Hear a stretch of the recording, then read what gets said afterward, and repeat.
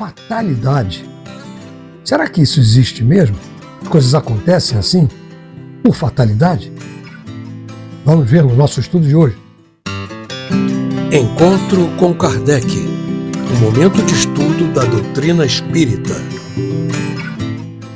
Olá, sinta-se bem-vindo ao canal Espírita Fraterno, seu canal de estudo e divulgação espírita. Essa semana, continuando o estudo do Livro dos Espíritos, nós vamos falar sobre fatalidade, continuando o capítulo 10, que fala sobre as leis de liberdade.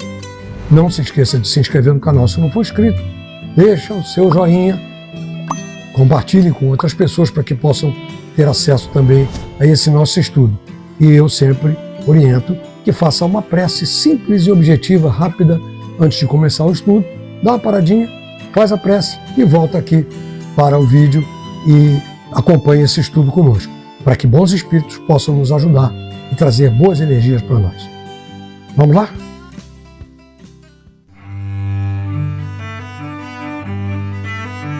Capítulo 10. Lei de Liberdade. Fatalidade, parte 1. Perguntas 851 a 861. Fatalidade. Haverá fatalidade nos acontecimentos da vida conforme ao sentido que se dá a este vocábulo?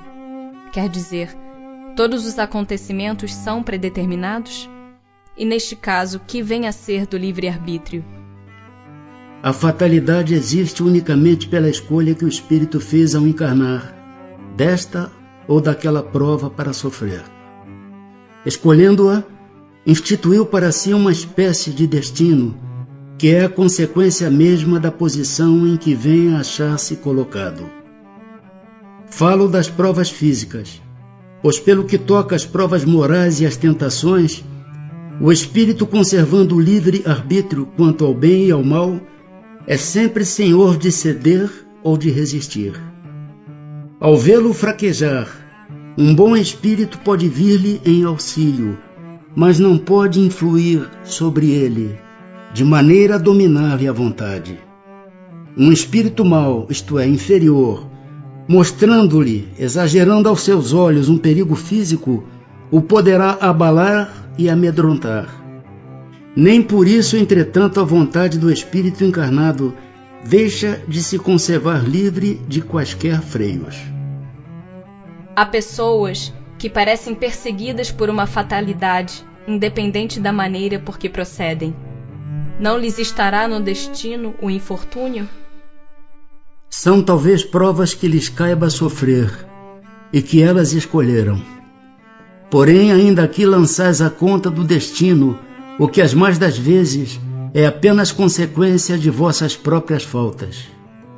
Trata de ter pura consciência em meio dos males que vos afligem, e já bastante consolado vos sentirás. As ideias justas ou falsas que fazemos das coisas nos levam a ser bem ou mal sucedidos, de acordo com o nosso caráter e a nossa posição social. Achamos mais simples e menos humilhante para o nosso amor próprio atribuir nossos fracassos à sorte ou ao destino, do que à nossa própria falta. A influência dos espíritos contribui algumas vezes para isso. Entretanto, sempre podemos nos livrar dessa influência, repelindo as ideias que eles nos sugerem quando más. O que chamamos de fatalidade nada mais é do que a escolha que nós fazemos antes de encarnar, das provas que nós vamos enfrentar durante a vida aqui na Terra. Essa escolha a gente chama de fatalidade aqui. Quando a gente escolhe determinada prova, nós estamos estabelecendo um destino para nós mesmos. E esse destino é a consequência direta da situação em que nos encontramos e que precisamos evoluir. O nosso livre-arbítrio permanece intacto e nos permite escolher entre o bem e o mal, decidindo ceder ou resistir às tentativas por vontade própria. Interessante, nós somos ajudados constantemente, conforme já comentamos em estudos anteriores, quando um espírito bom, nosso mentor, que nós chamamos de anjo de guarda, né, comumente chamado assim, ou um espírito amigo ou familiar, que sempre procura nos ajudar, percebe que nós estamos vacilando diante de uma determinada situação, ele pode oferecer ajuda nos inspirando, sugerindo determinadas atitudes, mas ele não possui o poder de dominar a nossa vontade. Quer dizer, manipular as nossas ações. Não pode. Por outro lado, um espírito inferior pode nos influenciar objetivamente, negativamente, propositadamente para nos prejudicar. Ou não. Às vezes até está pensando em ajudar, né, e exagera num alerta de perigo, por exemplo, que desequilibra nosso comportamento. Quer ver um exemplo bem prático? Você está em casa, sua esposa, aí vem a sua esposa ou seu filho, trazendo uma bandeja ali, equilibrando vários copos cheios, né? Se passa um bicho perto dele, uma barata, por exemplo, e você gritar, olha a barata! O que vai acontecer? Ele, ou ela, sua esposa, vai se assustar e vai derrubar tudo no chão, não vai? É um exemplo prático. Da mesma forma, um espírito amigo que não tenha muita tranquilidade, muita evolução, sabe? Que ele ofereça um alerta de perigo com o estardalhaço, essa vibração dele pode nos induzir ao erro e causar um acidente. É isso que diz no texto. É certo que, em todas as ações, a vontade do espírito encarnado continua livre para decidir que atitude que ele vai tomar. É mais fácil acusar o destino, não é assim que as pessoas pensam? Acusar o destino, a fatalidade, o azar, sobre tudo que nos acontece, né? Quando, na realidade, as coisas acontecem como consequência das nossas próprias ações. Quando a gente está aqui na Terra. Ou antes de encarnar, quando nós escolhemos essas provas, fazemos essas escolhas. Pense nisso, mas pensa com humildade e autocrítica. Algumas pessoas só escapam de um perigo mortal para cair em outro. Parece que não podiam escapar da morte. Não há nisso fatalidade? Fatal no verdadeiro sentido da palavra, só um instante da morte o é. Chegado esse momento, de uma forma ou de outra, a ele não podeis furtar-vos.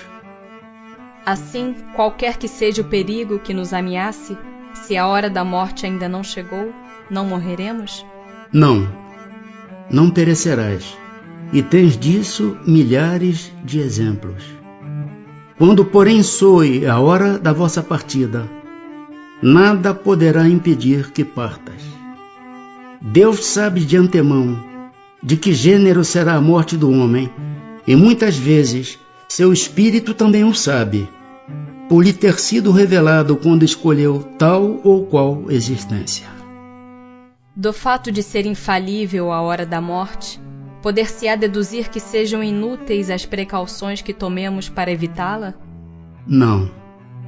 Visto que as precauções que tomais vos são sugeridas com o fito de evitardes a morte que vos ameaça, são um dos meios empregados para que ela não se dê. Com que fim nos faz a providência correr perigos que nenhuma consequência devem ter? O fato de ser a vossa vida posta em perigo constitui um aviso de que vós mesmo a desejaste, a fim de vos desviares do mal e vos tornares melhor. Se escapas desse perigo quando ainda sob a impressão do risco que correstes, cogitas mais ou menos seriamente de vos melhorares conforme seja mais ou menos forte sobre vós a influência dos espíritos bons. Sobrevindo o mau espírito, digo mal, subtendendo o mal que ainda existe nele, entras a pensar que do mesmo modo escaparás a outros perigos e deixas que de novo vossas paixões se desencadeiem. Por meio dos perigos que correis, Deus vos lembra a vossa fraqueza e a fragilidade da vossa existência. Se examinardes a causa e a natureza do perigo, verificareis que quase sempre suas consequências teriam sido a punição de uma falta cometida ou da negligência no cumprimento de um dever. Deus, por essa forma, exorta o espírito a cair em si e a se corrigir. Sabe o espírito antecipadamente de que gênero será sua morte? Sabe que o gênero de vida que escolheu o expõe mais a morrer desta do que daquela maneira. Sabe igualmente quais as lutas que terá de sustentar para evitá-lo, e que, se Deus o permitir, não sucumbirá. Há homens que afrontam os perigos dos combates, persuadidos de certo modo de que a hora não lhe chegou. Haverá algum fundamento para essa confiança? Muito frequentemente tem um homem o pressentimento do seu fim, como pode ter o de que ainda não morrerá. Esse pressentimento lhe vem dos espíritos, seus protetores, que assim o advertem para que esteja pronto a partir, ou lhe fortalecem a coragem nos momentos em que mais dela necessita. Pode vir-lhe também da intuição que tem da existência que escolheu, ou da missão que aceitou e que sabe ter que cumprir. Por que razão os que pressentem a morte a temem geralmente menos do que os outros? Quem teme a morte é o homem, não o espírito. Aquele que a pressente pensa mais como espírito do que como homem. Compreende ser ela a sua libertação e espera. Olha só, ninguém morre de véspera. A morte do corpo só acontece quando chega a hora e não sabemos quando vai ser. Isso é fato.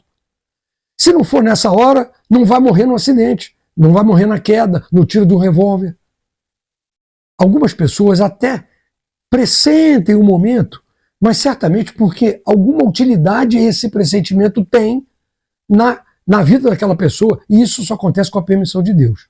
Por outro lado, a manutenção da vida é obrigação nossa, está no nosso íntimo, no nosso DNA, com o instinto de preservação. Isso também pode ser uma prova para que passe por certas situações de perigo para dar valor à vida ou às pessoas e tudo mais. Tem aqueles que escapam e sentem que foram inspirados por espíritos amigos, mas também tem o caso daqueles que, influenciados por espíritos inferiores, muitas vezes vingativos, escapam de certos perigos e se enchem de coragem, abusando das ações, se colocando em perigo e muitas vezes com consequências dessa influência negativa. Como eu já mencionei antes, tem aqueles que são inspirados por espíritos benfeitores e, de uma certa forma, se preparam para a morte. Eles aceitam com resignação na hora que isso for acontecer. Nós temos, inclusive, aqui no canal um vídeo em que eu faço comentários sobre esse momento da morte. E por que a gente tem tanto medo disso, né? Não deveria. Com todos os acidentes que nos sobrevêm no curso da vida, se dá o mesmo que com a morte, que não pode ser evitada quando tem de ocorrer? São, de ordinário, coisas muito insignificantes, de sorte que vos podemos prevenir deles e fazer que os eviteis, algumas vezes, dirigindo o vosso pensamento, pois nos desagradam os sofrimentos materiais. Isso, porém, nenhuma importância tem na vida que escolhestes. A fatalidade verdadeiramente só existe quanto ao momento em que deveis aparecer e desaparecer deste mundo. Haverá fatos que forçosamente devam dar-se e que os espíritos não possam conjurar, embora o queiram? Mas vós que presenciastes e pressentistes, quando no estado de espírito fizestes a vossa escolha. Não creais, entretanto, que tudo o que sucede esteja escrito, como costumam dizer. Um acontecimento qualquer pode ser a consequência de um ato que praticaste por vossa livre vontade, de tal sorte que, se não o houvesses praticado, o acontecimento não se teria dado. Imagina que queimas o dedo. Isso nada mais é senão resultado da vossa imprudência e efeito da matéria. Só as grandes dores, os fatos importantes e capazes de influir no moral, Deus os prevê, porque são úteis à vossa depuração e à vossa instrução. Pode o homem, pela sua vontade e por seus atos, fazer que se não deem acontecimentos que deveriam verificar-se e reciprocamente? Pode-o, se essa aparente mudança na ordem dos fatos tiver cabimento na sequência da vida que ele escolheu. Acresce que, para fazer o bem como lhe cumpre, pois que isso constitui o objetivo único da vida, facultado-lhe é impedir o mal, sobretudo aquele que possa concorrer para a produção de um mal maior. Ao escolher a sua existência, o espírito daquele que comete um assassínio sabia que viria a ser assassino? Não. Escolhendo uma vida de lutas, sabe que terá ensejo de matar um de seus semelhantes. Mas não sabe se o fará, visto que ao crime precederá quase sempre de sua parte a deliberação de praticá-lo. Ora, aquele que delibera sobre uma coisa é sempre livre de fazê-la ou não. Se soubesse previamente que, como um homem, teria que cometer um crime, o espírito estaria a isso predestinado. Ficai, porém, sabendo que ninguém há predestinado ao crime, e que todo crime, como qualquer outro, resulta sempre da vontade e do livre arbítrio. Demais, sempre confundis duas coisas muito distintas: os sucessos materiais da vida e os atos da vida moral. A fatalidade que algumas vezes há só existe com relação àqueles sucessos materiais cuja causa reside fora de vós e que independem da vossa vontade. Quanto aos atos da vida moral, esses emanam sempre do próprio homem, que por consequência tem sempre a liberdade de escolher. No tocante, pois, a esses atos, nunca há fatalidade. Falando aqui sobre essa questão de fatalidade, muitas vezes elas podem ser evitadas quando nós observamos as nossas próprias atitudes. Inúmeras vezes, essas coisas acontecem por a nossa invigilância em determinadas questões que deveriam ser evitadas ou poderiam ser evitadas. Um carro que derrapa numa curva não necessariamente foi um infortúnio. O pneu poderia estar gasto, a pista podia estar molhada ou com óleo, a velocidade podia ser menor do que estava, né? E assim evitar um acidente e tantas outras questões. Pode ser uma prova para testar você, como eu já comentei no bloco anterior, em todos os sentidos. Mas também não significa que esteja escrito que tem que ser daquele jeito. Não, tem que ser assim, só pode ser assim. Até que ponto isso seria livre-arbítrio se fosse assim, tão rígido? A prova está lá prevista. Mas como vai ser a nossa reação, a nossa atitude diante dela, nós temos total liberdade para determinar. Fique claro que tudo depende da nossa atitude. Isso que eles nos deixam muito claro. E essa atitude pode mudar o curso das provas.